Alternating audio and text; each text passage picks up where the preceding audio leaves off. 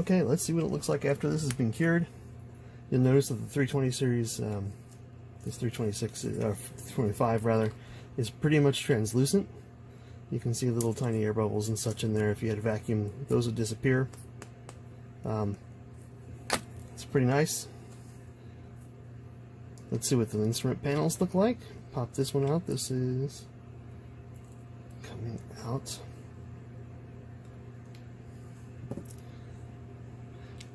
So if you can see, details look good. Let's see what the one with the tint in it looks like. It's a little easier to see maybe. That looks great. So if you tinted this with the gray, if I had by randomly picked out the gray, that probably would have been better. But it's a purple windscreen. Front plate from a TIE fighter, so I can do some of these 3D kits a little more easily. Here's the gaming hex. That weird texture on there is actually in the mold, so I think the purpose is to make it easier to glue basing material and such down to it, instead of it being a glossy surface that might pop off epoxy, that sort of thing. What else? Antony's pet project here for testing the visor for the Gabriel kit. That would be, I think, certainly quite sufficient to test various paints on. Let's see what it looked like in the full mold. Pop it, and this is why you do the cut, so you can pop it out. There's the piece. I'm not going to say it's as nice as John Moscata's casting, because he's doing a little bit of pressure work, I think. And but for your purposes, or if you wanted to backlight or something like that, this would certainly be significant or acceptable. Here's something I want to show you that's a little bit of leftover part 1 or 2 of the resin, which is why if you're doing some really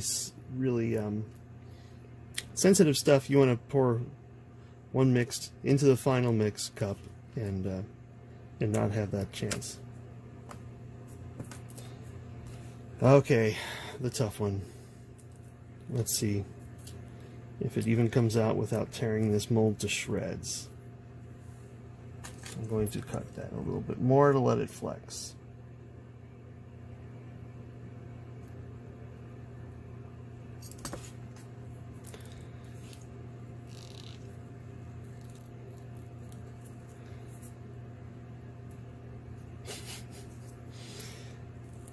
This is a fairly stiff rubber, which has its pluses and minuses. This is one of the minuses. Deep undercuts and such, this is probably not the best way to make a mold for this part. Man.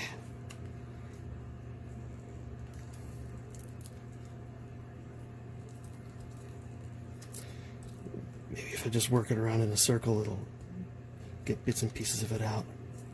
And then we'll see how much mold rubber it pulled out with it.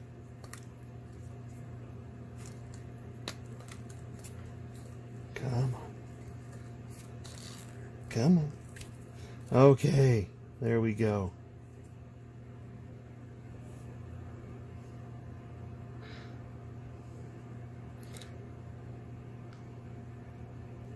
I can see some, that's that one spot that I had.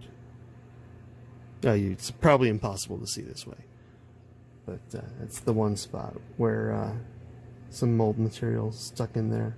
So I got a couple bubbles in it, but it's not the worst. It's certainly not the worst I could have done. I may try this again, although I beat this piece up a little bit. That piece is it's pretty rough. So that's the basics of doing benchtop casting. Simple surface molds are easy to do. These are not difficult to do. with simple pieces. If you were doing it for production, you would do a gang mold with a bunch of pieces on one sprue. I'm sure you've seen all that before. Otherwise, it's really simple. Just give it a try. Don't be afraid to waste some material on your early attempts and go from there. This is what the instrument panels look like with a little bit of paint on them, and that'll be my next thing to show you guys. And I think that's it for the Scale Model Podcast and Starship Modeler. This has been Terry Measley showing you the basics of some resin casting. Hey everybody, Terry Measley again with Scale Model Podcast and Starship Modeler. Made molds yesterday. Now I'm gonna. They were ready to demold last night, but I'm doing it this morning. Never hurts to sit overnight. The little pieces, the visor, that pen cap, and the instrument panel. You can see some resin. I mean, some old material went down beneath. That's great. That's fine. No big deal. I want to pop this out. Get rid of the blue tack. And then you can see it went down through this opening here, but it'll just pop out.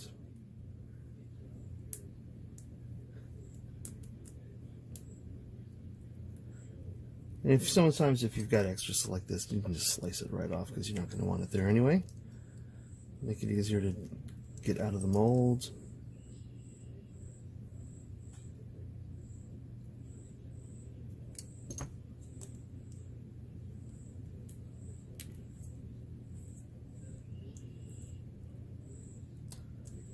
It's stuck in there pretty good.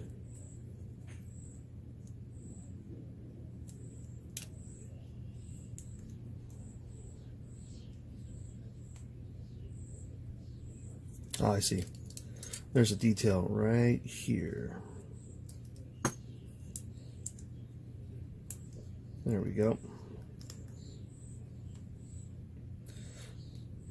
And you can see that looks pretty good.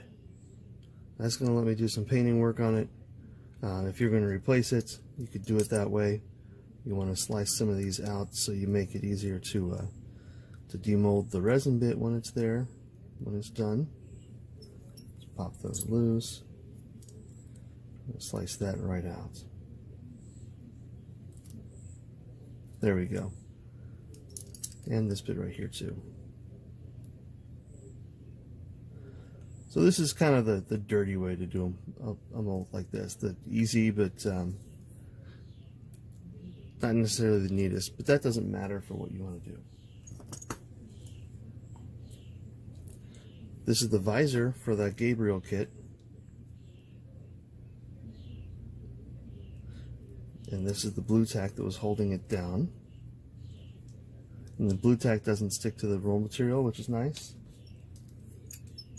That's the resin piece there. I'm going to cut just a little bit along the sides here to make it easier to pop out.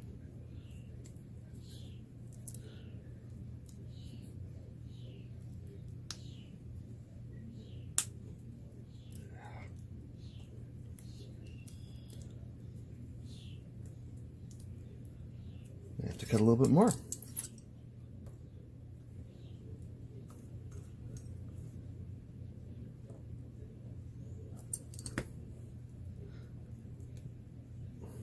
There we go. There's the piece. That can go back in its bin. That's what the mold looks like. I'm not a huge fan of cut molds, but this rubber's fresh, so it's pretty good. This is that big pen cap, and that's the modeling clay there, or the molding clay, I should say.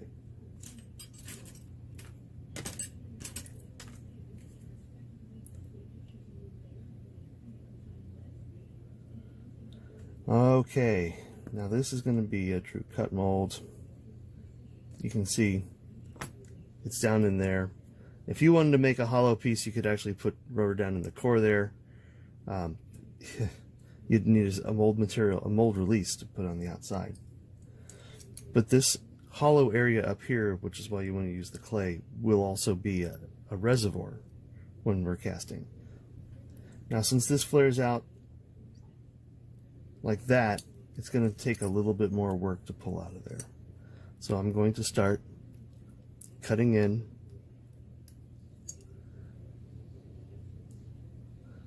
I know I won't be able to remove it unless I can flex this mold a little bit.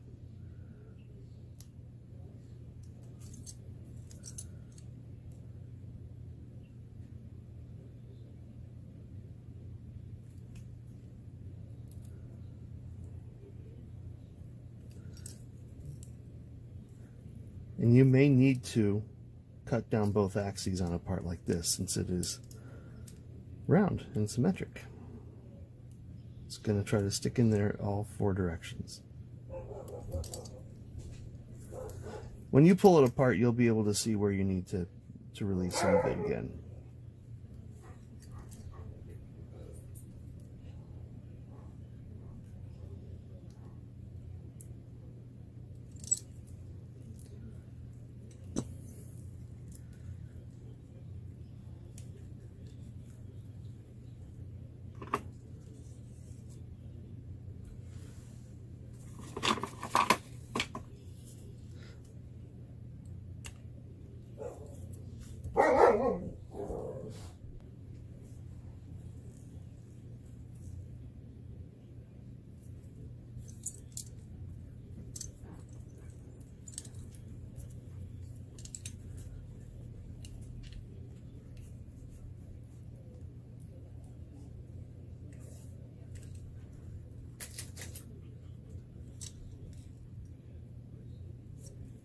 What's probably going to keep this thing in here and make it difficult to remove is all that deep ink cut on it. So we'll see. I may wind up having to cut the whole thing in half. But let's see if I can pull it out.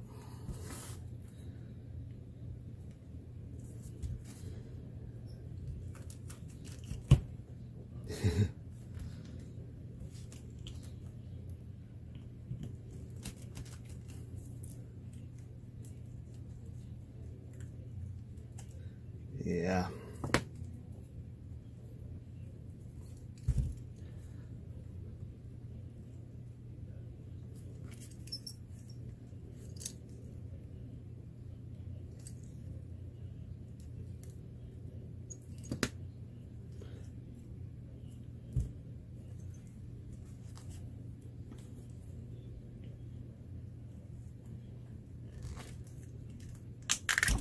Okay. Well, I got a little bit of mold stuck in there.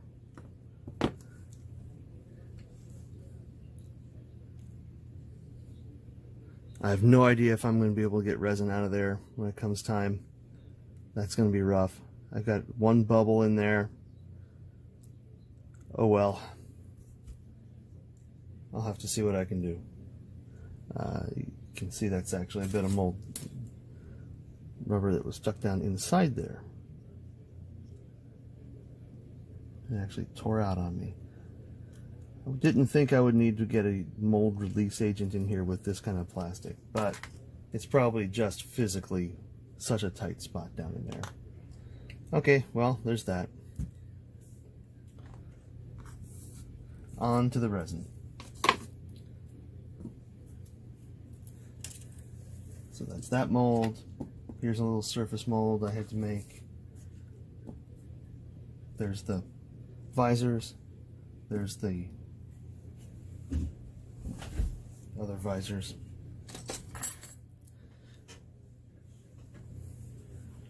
So I've got some 2-part resin here. You want to get this roughly equal 1-to-1. It says volume or weight. You can put these in different containers if you want something that's easier to pour from. These are kind of a pain to pour from. So I'm going to use a couple cups. You want to shake these up first. I like to shake them up well ahead of time and then let them settle, the air come out of it a little bit. I'm going to pour out.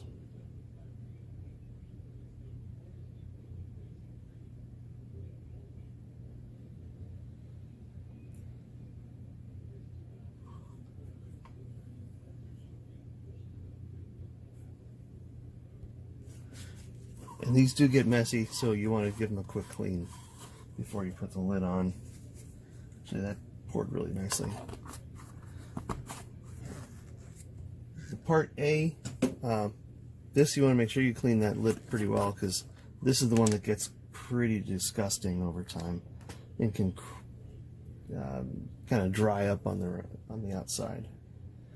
So I'm going to pour in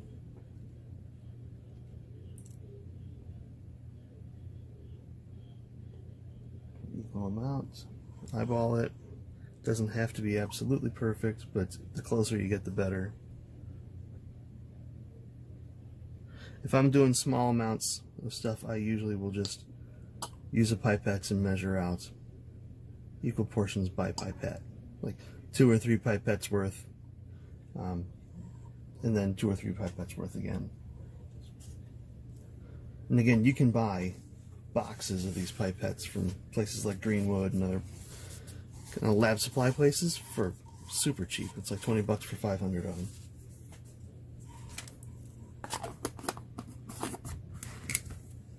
That's off.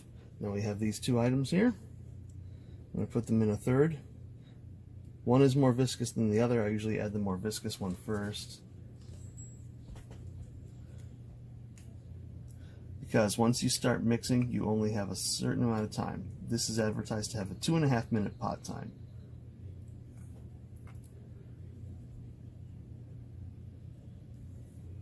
There are dyes. I was looking for my dyes. I'm not sure where I put them. It colors the resin, makes it a bit more opaque. Plus, when you're mixing it, it's easier to see how efficiently you're mixing. You mix the dye into one part of the resin first and get that uniform, then you can mix it into the second one.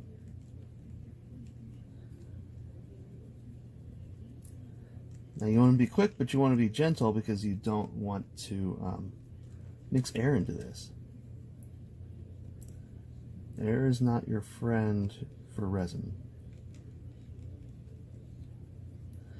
When it's older, you will see like some precipitation and such, and that becomes a problem.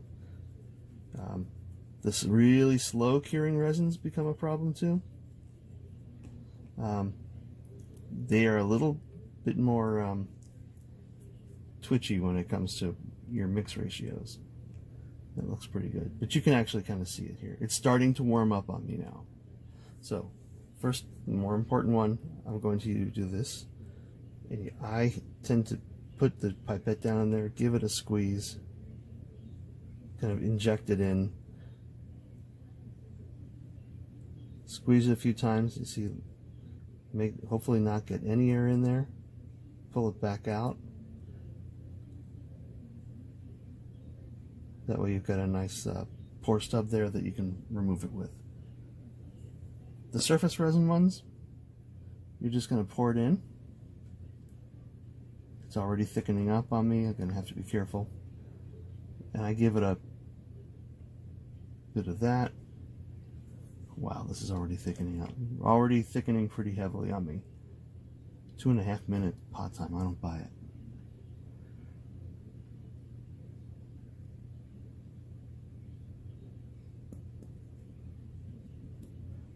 Same thing here. I'm going to scrape along, hopefully remove any air bubbles that are getting stuck down in there. It's already getting a little too thick to do this. Wow.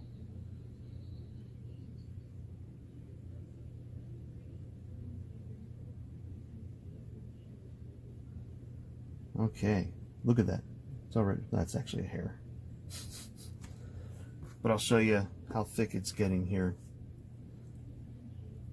Look at that. It's already setting up on me.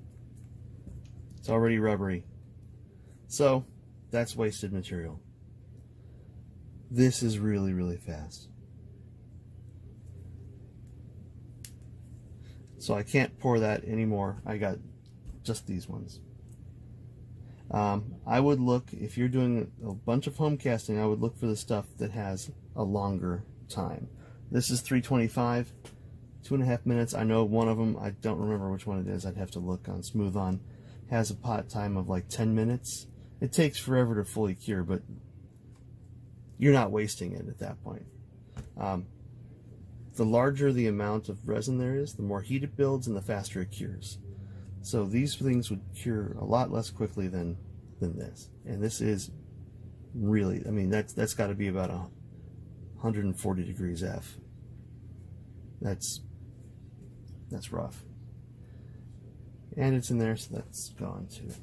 Okay, we're gonna wait and let these cure for a while, come back, demold them, and see what they look like. Hopefully that works well. Actually, bonus round. I was able to find some of the dyes. A few of us bought bottles of dyes years ago and then split them up. You don't need much of them, so as long as that seal is pretty good on the cap, I'll probably never run out of them. I'm not going to use as much resin this time.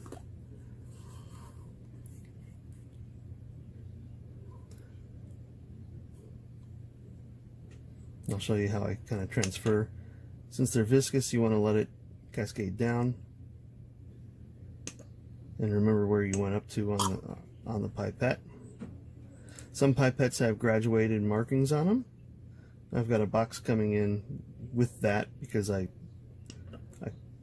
had them once and I liked it, and then I bought a cheaper box and kind of miss them.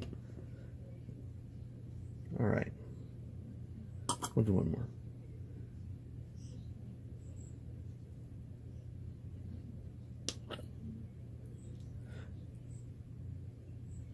The only way to get any decent at doing any of this kind of stuff is just do it. Just buy some sample kits. That's what these are. They're 1 quart sample kits. That resin will last you a while.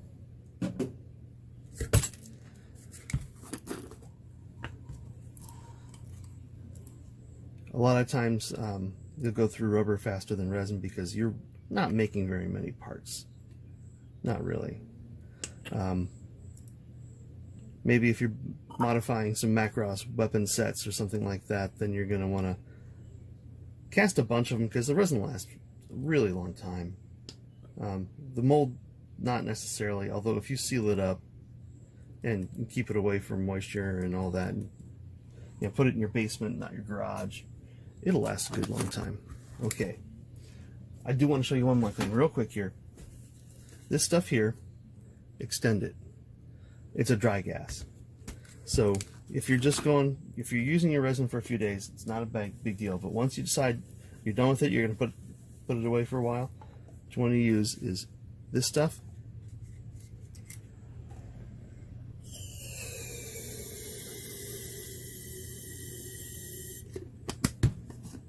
It purges the air which has moisture in it and replaces it with a gas that does not. Woof, that's an ether of some sort. It's a fluorocarbon ethane ether. Yay.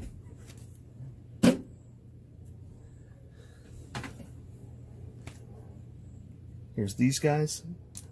I'm going to pick one of that one looks like it might be red or yellow. I'll just pick one at random. Little toothpick. That's more than enough. Looks like this is a blue or a violet. Very pretty. That's way too much tint. That's okay. You can see I've even done swirls. I've done kind of swirls if you mix it into the 2 parts before you pour it into like a surface mold. You can make a swirly effect. There you go.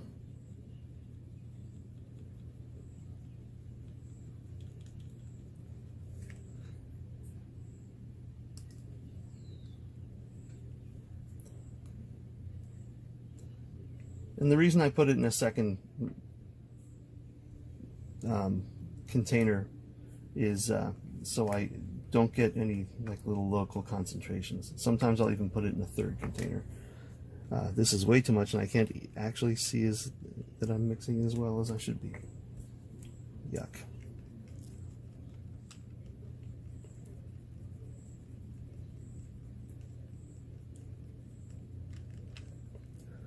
And again, this is going to cure fast on me. I'm going to try to get it down into this pen cap mold here. I'm going to put it down, put the pipette down in, I'm going to force it in.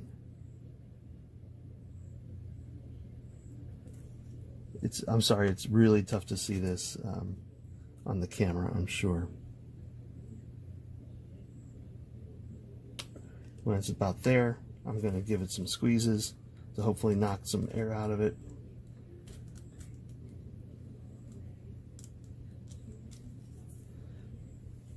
Grab some other molds I got sitting around before this stuff gets too hot and difficult to work with. Now the disadvantage of having something this opaque is that you can't see. So to rely on just doing it by feel, get down there, hopefully get rid of my stuff.